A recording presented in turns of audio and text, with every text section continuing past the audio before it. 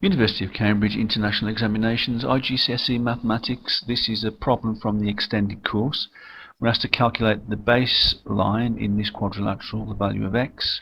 It's made up of two triangles. The left hand side is an isosceles triangle, the right hand side is a simple scalene triangle. But we don't have enough information on the diagram to start solving yet. So what we can do is fill in a few of the missing angles. That might be helpful. So we know at the bottom, this is an isosceles triangle, so this angle and this angle are equal to, so we'll put that down as 40 degrees, and the missing angle at the top has to be 100. Over here, likewise, the missing angle is 67 degrees. So everything's okay with angles now. We still don't have enough information in the left-hand triangle to solve the problem. But if we label this side here y, we can give that a numerical value. And we're going to give it a numerical value by using the sine rule. And we're going to use the bottom set of information to use to solve this problem. So sine A over A equals sine B over B equals sine C over C. Well, sine A we'll have as 67, so we can say sine 67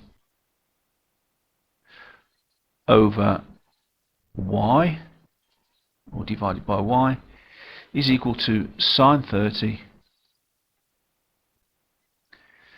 in this case, all divided by 3.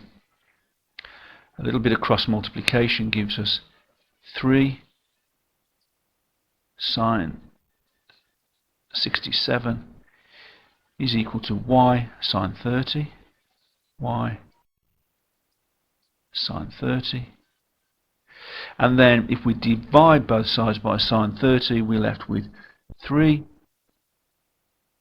sine 67 all divided by sine 30 is equal to y, because we're left with y. That's what we wanted to do. So now we know that by a simple calculation on the calculator we can find the value of y. So we'll get the calculator up and put that information in. So 3 sine 67, 3 sine 67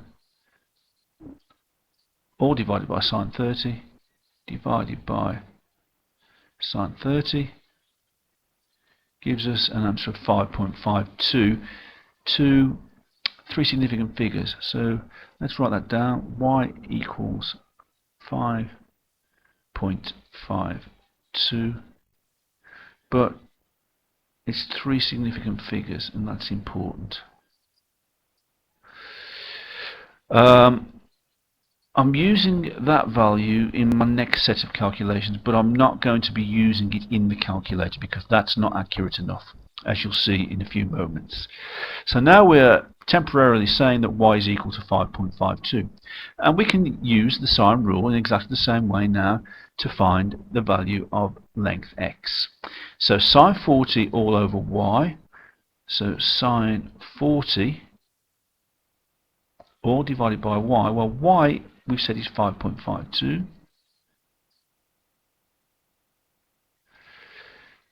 is equal to sine 100 over x.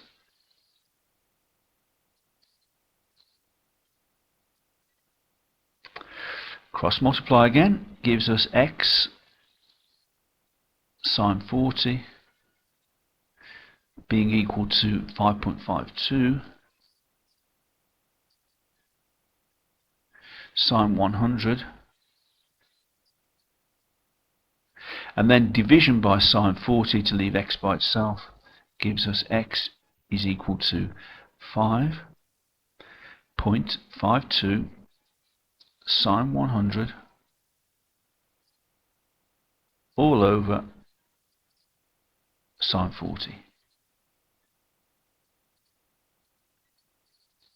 Now we can put that back into the calculator to solve the value of x.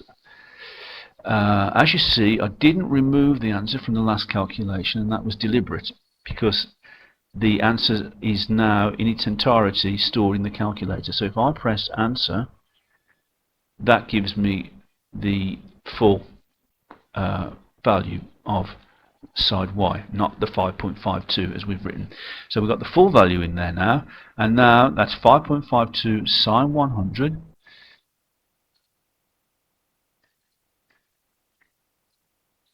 all divided by sine 40,